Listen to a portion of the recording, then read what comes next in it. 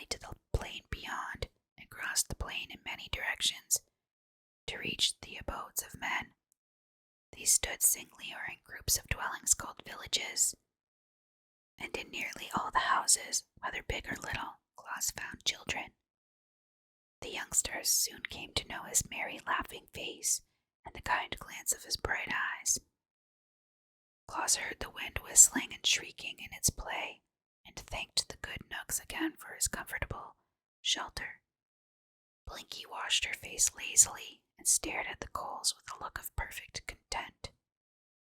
The toy cat sat opposite the real one and gazed straight ahead as toy cats should. Suddenly Claus heard a noise that sounded different from the voice of the wind. It was more like a wail of suffering and despair. He stood up and listened. But the wind, growing boisterous, shook the door and rattled the windows to distract his attention. He waited until the wind was tired, and then, still listening, he heard once more the shrill cry of distress. Hello, my friends. Welcome back to my channel, ASMR Sleep. Said. My name is Mel, and we are continuing on with a story that you've likely never heard prior. I know I haven't. This is actually video number 3 though, so I will link the first video here. You can start from the beginning if you haven't seen those already. So, we are heading out of Santa Claus's youth and into Santa Claus's manhood, where he has left the forest of Bursey, and that's where he grew up as an orphan. So, manhood we head into. And I'm not sure if this section's going to be 2 or 3 videos, maybe even more. I'm not sure. It's got to be at least 3, I'm imagining. Manhood, chapter 1st, The Laughing Valley. When Claus came, the valley was empty, save for the grass, the brook, the wildflowers, the bees, and the butterflies.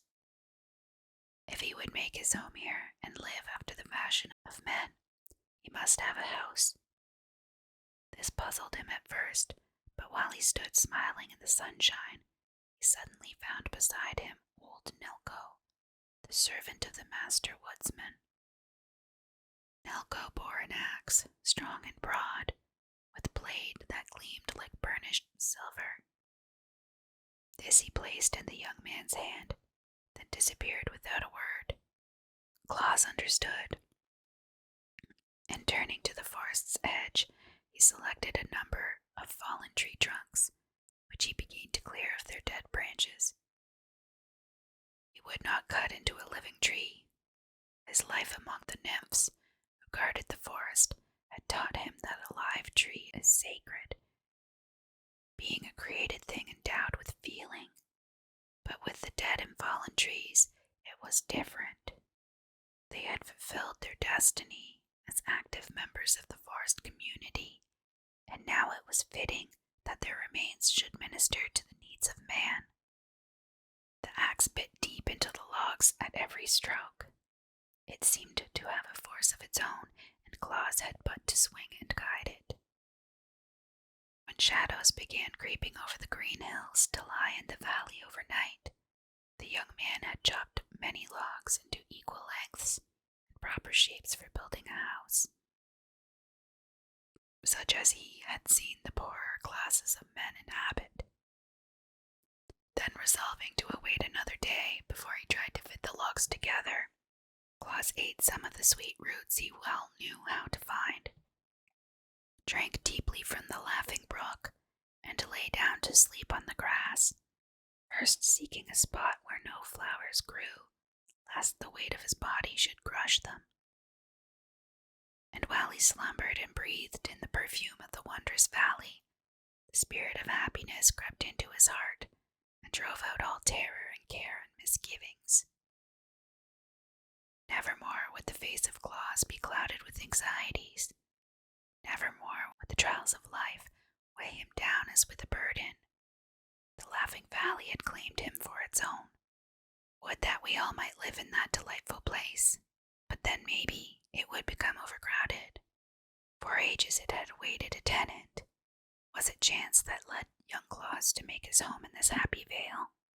Or may we guess that his thoughtful friends, the immortals, had directed his steps when he wandered away from Burzee to seek a home in the great world?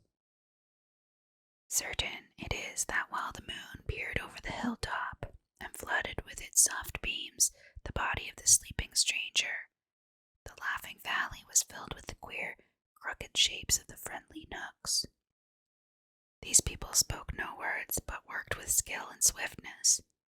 The logs Claus had trimmed with his bright axe were carried to a spot beside the brook and fitted one upon the other, and during the night a strong and roomy dwelling was built. The birds came sweeping into the valley at daybreak, and their songs, so seldom heard in the deep wood, aroused the stranger. He rubbed the web of sleep from his eyelids and looked around. The house met his gaze. "I must thank the Knooks for this," said he gratefully. Then he walked to his dwelling and entered at the doorway. A large room faced him, having a fireplace at the end and a table and bench in the middle. Beside the fireplace was a cupboard. Another doorway was beyond. Claus entered here also and saw a smaller room with a bed against the wall and a stool set near a small stand. On the bed were many layers of dried moss brought from the forest. "Indeed, it is a palace," exclaimed the smiling Claus. "I must thank the good Knooks again for their knowledge of man's needs as well as for their labors in my behalf." He left his new home with a glad feeling that he was not quite alone in the world, although he had chosen to abandon his forest life. Friendships are not easily broken, and the immortals are everywhere. Upon reaching the brook, he drank of the pure water, and then sat down on the bank to laugh at the mischievous gambols of the ripples as they pushed one another against rocks, or crowded desperately to see which should first reach the turn beyond. And as they raced away, he listened to the song they sang. "Rushing, pushing, on we go, not a wave may gently flow. All are too excited. Every drop delighted turns to spray and merry play as we tumble on our way." Next Claus searched for roots to eat, while the daffodils turned their little eyes up to him laughingly and lisped their dainty song. Blooming fairly, growing rarely, never flowerets were so gay, perfume breathing, joy bequeathing, as our colors we display. Cute. It made Claus laugh to hear the little things voice their happiness as they nodded gracefully on their stems. But another strain caught his ear as the sunbeams fell gently across his face and whispered, "Here is gladness that our rays warm the valley through the days. Here is happiness to give, comfort unto all who live." "Yes," cried Claus in answer, "there is happiness and joy in all things here. The Laughing Valley is a valley of peace and goodwill." He passed the day talking with the ants and beetles, and exchanging jokes with the light-hearted butterflies, and at night he lay on his bed of soft moss and slept soundly. Then came the fairies, merry but noiseless, bringing skillets and pots and dishes and pans and all the tools necessary to prepare food and to comfort a mortal. With these they filled cupboard and fireplace, finally placing a stout suit of wool clothing on the stool by the bedside. When Claus awoke, he rubbed his eyes again and laughed, and spoke aloud his thanks to the fairies and the master woodsman who had sent them. With eager joy he examined all his new possessions, wondering what some might be used for. But in the days when he had clung to the girdle of the great hack and visited the cities of men, his eyes had been quick to note all the manners and customs of the race to which he belonged. So he guessed from the gifts brought by the fairies that the master expected him hereafter to live in the fashion of his fellow creatures. which means that I must plow the earth and plant corn, he reflected, so that when winter comes I shall have garnered food in plenty. But as he stood in the grassy valley, he saw that to turn up the earth in furrows would be to destroy hundreds of pretty, helpless flowers, as well as thousands of the tender blades of grass, and this he could not bear to do. Therefore he stretched out his arms and uttered a peculiar whistle he had learned in the forest, afterward crying, "Rills of the field flowers, come to me." Instantly a dozen of the queer little rills were squatting upon the ground before him, and they nodded to him in cheerful greeting. Claus gazed upon them earnestly. "Your brothers of the forest," he said, "I have known and loved many years. I shall love you also when we have become friends. To me the laws of the rills, whether those of the forest or of the field, are sacred. I have never wilfully destroyed one of the flowers you tend so carefully, but I must plant grain to use for food during the cold winter, and how am I to do this without killing the little creatures that sing to me so prettily of their fragrant blossoms?" The yellow rill, he who tends the buttercups, made answer, "Fret not, friend Claus, the great Ak has spoken to us of you. There is better work for you in life than to labor for food, and though not being of the forest, Ak has no command over us. Nevertheless are we glad to favor one he loves. Live, therefore, to do the good work you are resolved to undertake. We, the field rills, will attend to your food supplies." After this speech, the rills were no longer to be seen, and Claus drove from his mind the thought of tilling the earth. When next he wandered back to his dwelling, a bowl of fresh milk stood upon the table. Bread was in the cupboard, and sweet honey filled a dish beside it. A pretty basket of rosy apples and new-plucked grapes was also awaiting him. He called out, "Thanks, my friends," to the invisible rills, and straightway began to eat of the food.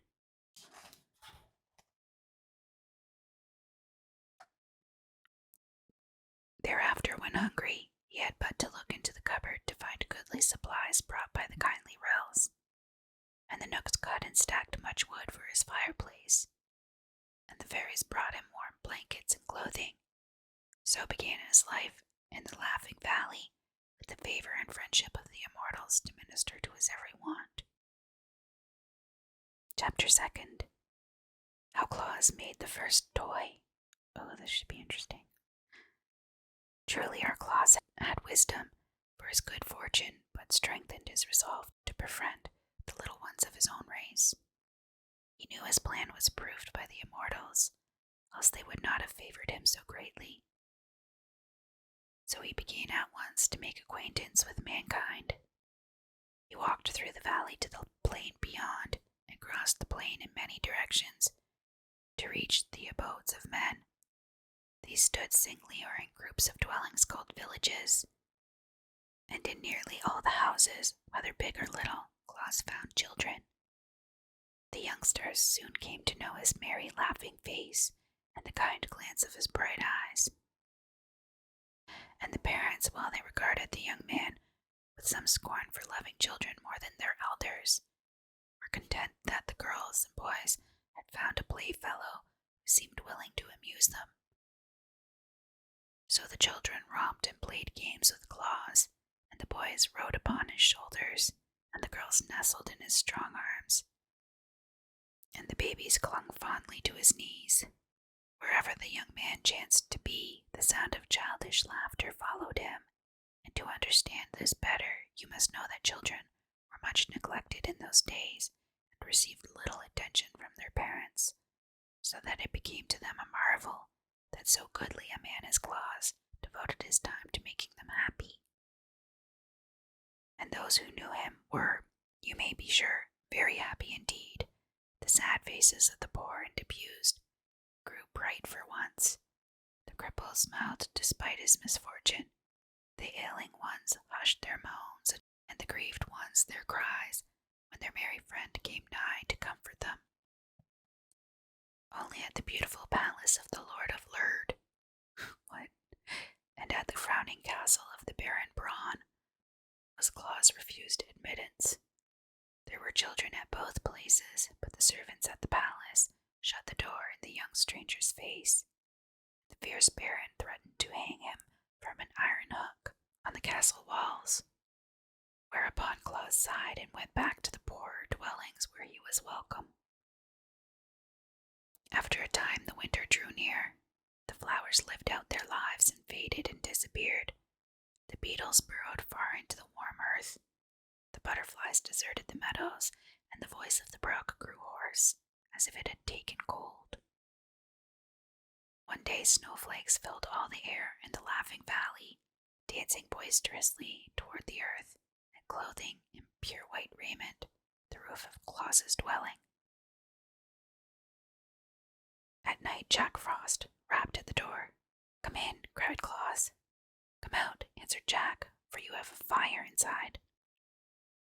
So Claus came out. He had known Jack Frost in the forest and liked the jolly rogue, even while he mistrusted him. "There will be rare sport for me tonight, Claus," shouted the sprite. "Isn't this glorious weather? I shall nip scores of noses and ears and toes before daybreak." "If you love me, Jack, spare the children," begged Claus. "And why?" asked the other in surprise. "They are tender and helpless," answered Claus. "But I love to nip the tender ones," declared Jack. "The older ones are tough and tire my fingers." "The young ones are weak and cannot fight you," said Claus. "True," agreed Jack thoughtfully. "Well, I will not pinch a child this night if I can resist the temptation," he promised. "Good night, Claus." "Good night." The young man went in and closed the door, and Jack Frost ran on to the nearest village. Claus threw a log on the fire, which burned up brightly. Beside the hearth sat Blinky, a big cat, given him by Peter the Knook. Her fur was soft and glossy, and she purred never-ending songs of contentment. "I shall not see the children again soon," said Claus to the cat, who kindly paused in her song to listen. "The winter is upon us. The snow will be deep for many days, and I shall be unable to play with my little friends." The cat raised a paw and stroked her nose thoughtfully, but made no reply. So long as the fire burned and Claus sat in his easy chair by the hearth, she did not mind the weather. So passed many days and many long evenings. The cupboard was always full, but Claus became weary with having nothing to do more than to feed the fire from the big wood pile the Knooks had brought him. One evening he picked up a stick of wood and began to cut it with his sharp knife. He had no thought at first except to occupy his time, and he whistled and sang to the cat as he carved away portions of the stick. Puss sat up on her haunches and watched him, listening at the same time to her master's merry whistle, which she loved to hear even more than her own purring songs. Claus glanced at Puss and then at the stick he was whittling, until presently the wood began to have a shape, and the shape was like the head of a cat, with 2 ears sticking upward. Claus stopped whistling to laugh, and then both he and the cat looked at the wooden image in some surprise. Then he carved out the eyes and the nose, and rounded the lower part of the head so that it rested upon a neck. Puss hardly knew what to make of it now, and sat up stiffly, as if watching with some suspicion what would come next. Claus knew the head gave him an idea. He plied his knife carefully and with skill, forming slowly the body of the cat, which he made to sit upon its haunches as the real cat did, with her tail wound around her 2 front legs. The work cost him much time, but the evening was long and he had nothing better to do. Finally he gave a loud and delighted laugh at the result of his labors, and placed the wooden cat, now completed, upon the hearth opposite the real one. Puss thereupon glared at her image, raised her hair in anger, and uttered a defiant meow. The wooden cat paid no attention, and Claus, much amused, laughed again. Then Blinky advanced toward the wooden image to eye it closely and smell of it intelligently. "I eyes and nose told her the creature was wood, in spite of its natural appearance, so Puss resumed her seat and her purring. But as she neatly washed her face with her padded paw, she cast more than one admiring glance at her clever master. Perhaps she felt the same satisfaction we feel when we look upon good photographs of ourselves. The cat's master was himself pleased with his handiwork, without knowing exactly why. Indeed, he had great cause to congratulate himself that night, and all the children throughout the world should have joined him rejoicing, for Claus had made his first toy.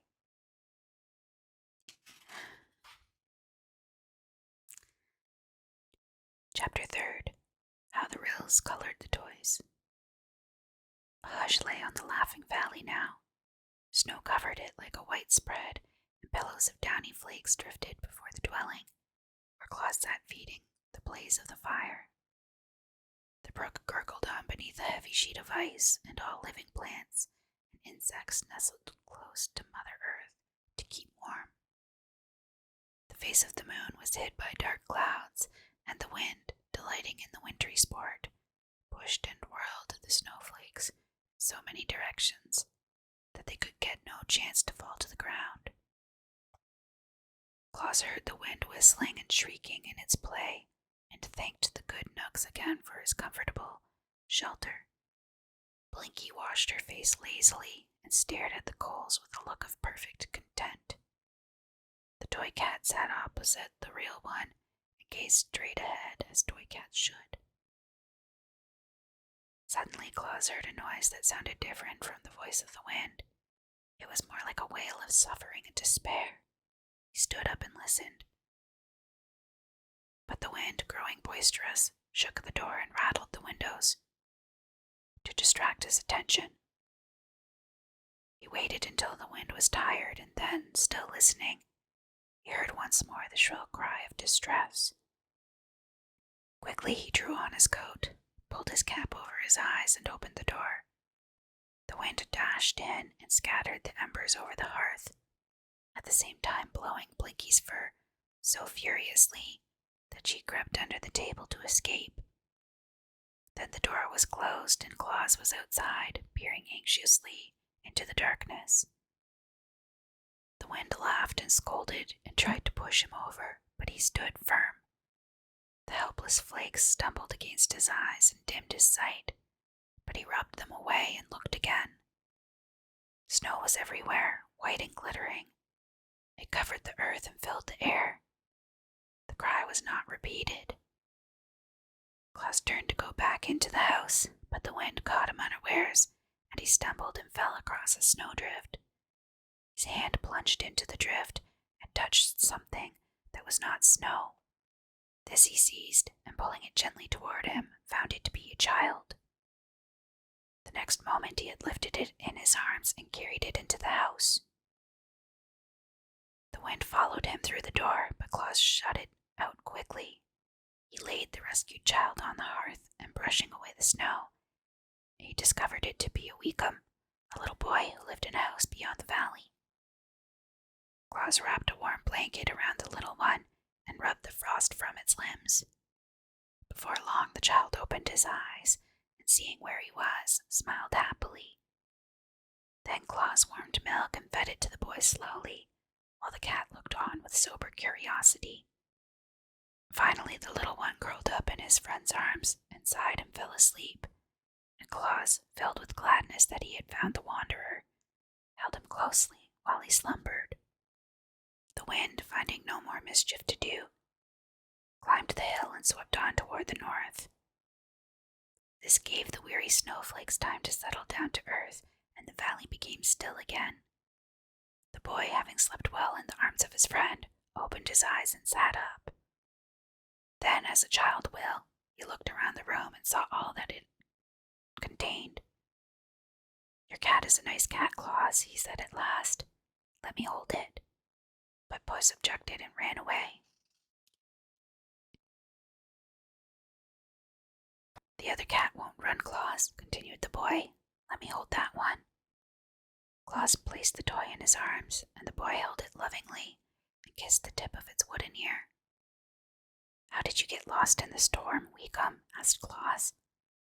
I started to walk to my auntie's house and lost my way, answered Weekum. Were you frightened?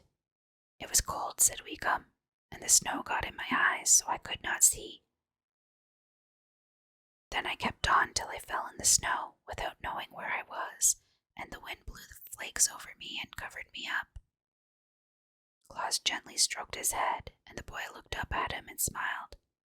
I'm all right now, said Weekum. Yes, replied Claus happily. Now I will put you in my warm bed, and you must sleep until morning, when I will carry you back to your mother. May the cat sleep with me? Asked the boy. Yes, if you wish it to, answered Claus. It's a nice cat, Weekum said, smiling, as Claus tucked the blankets around him, and presently the little one fell asleep with the wooden toy in his arms. When morning came, the sun claimed the Laughing Valley and flooded it with his rays, so Claus prepared to take the lost child back to its mother. May I keep the cat, Claus? Asked Weekum. It's nicer than real cats. It doesn't run away or scratch or bite. May I keep it? Yes, indeed, answered Claus, pleased that the toy he had made could give pleasure to the child. So he wrapped the boy and the wooden cat in a warm cloak, perching the bundle upon his own broad shoulders, and then he tramped through the snow and the drifts of the valley, and across the plain beyond to the poor cottage where Weekum's mother lived. See, Mama, cried the boy as soon as they entered, I've got a cat. The good woman wept tears of joy over the rescue of her darling, and thanked Claus many times for his kind act. So he carried a warm and happy heart back to his home in the valley. That night he said to Puss, I believe the children will love the wooden cats almost as well as the real ones, and they can't hurt them by pulling their tails and ears. I'll make another. So this was the beginning of his great work. The next cat was better made than the first. While Claus sat whittling it out, the yellow rill came in to make him a visit, and so pleased was he with the man's skill that he ran away and brought several of his fellows.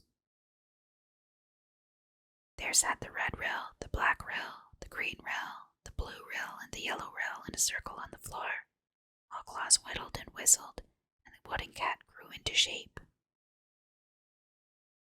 If it could be made the same color as the real cat, no one would know the difference, said the yellow rill thoughtfully.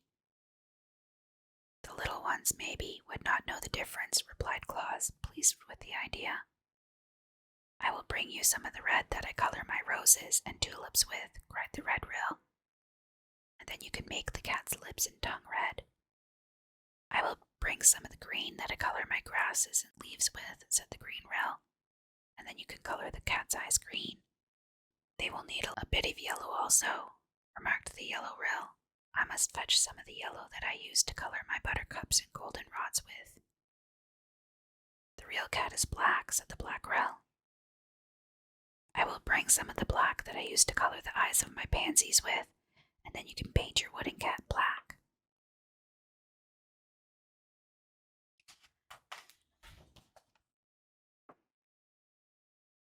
I see you have a blue ribbon around Blinky's neck, added the blue rill. I will get some of the color that I used to paint the bluebells and forget-me-nots with, and then you can carve a wooden ribbon on the toy cat's neck and paint it blue. So the rills disappeared, and by the time Claus had finished carving out the form of the cat, they were all back with the paints and brushes.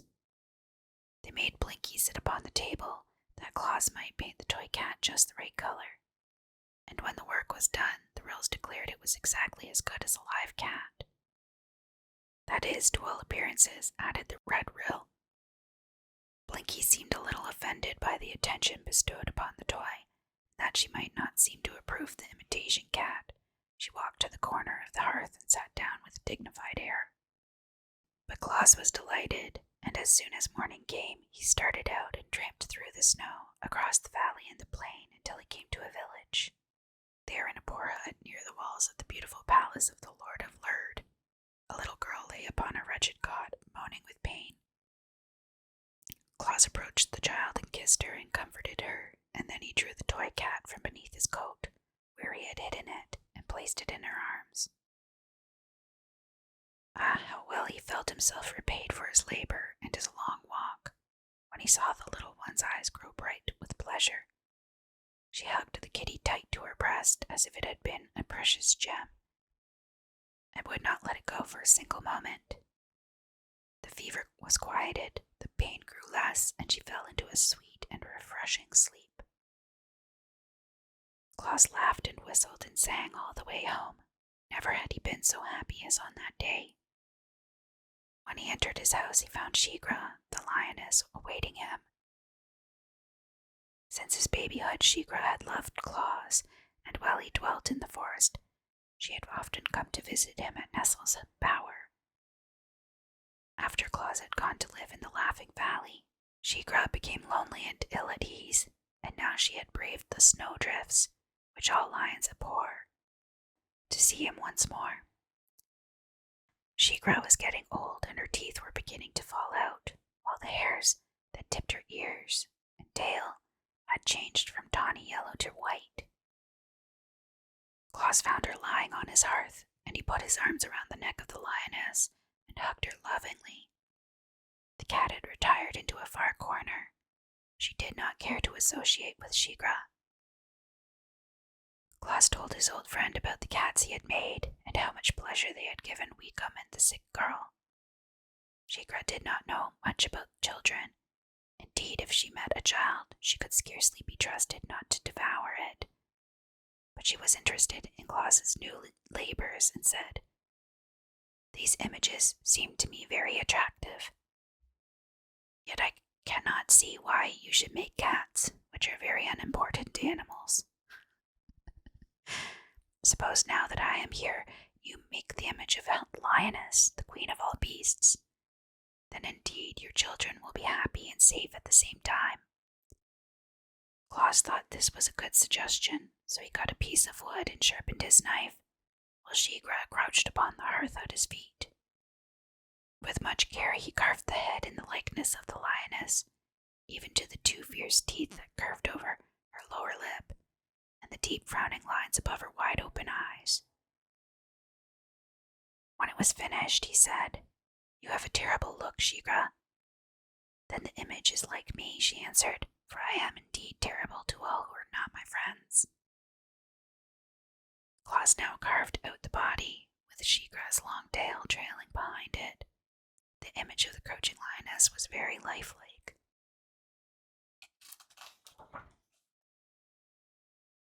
"It pleases me," said Shigra, yawning and stretching her body gracefully. "Now I will watch while you paint." He brought the paints the Rells had given him from the cupboard and colored the image to resemble the real Shigra. The lioness placed her big, padded paws upon the edge of the table and raised herself while she carefully examined the toy that was her likeness. "You are indeed skillful," she said proudly. "The children will like that better than cats, I'm sure." Then snarling at Blinky, who arched her back in terror and whined fearfully, she walked away toward her forest home with stately strides. Well, I'm going to stop there. Next time we will continue on Chapter 4 in Manhood. Don't forget to like and subscribe if you enjoy my content, ASMR reading, whispering. And at the end of this video, I will put the playlist of this book, this Christmas book. Thank you so much for watching, and I will see you again next time. You have been watching ASMR Sleep. Don't forget to like and subscribe and hit that notification bell to get all future content. Thank you for watching. See you next time.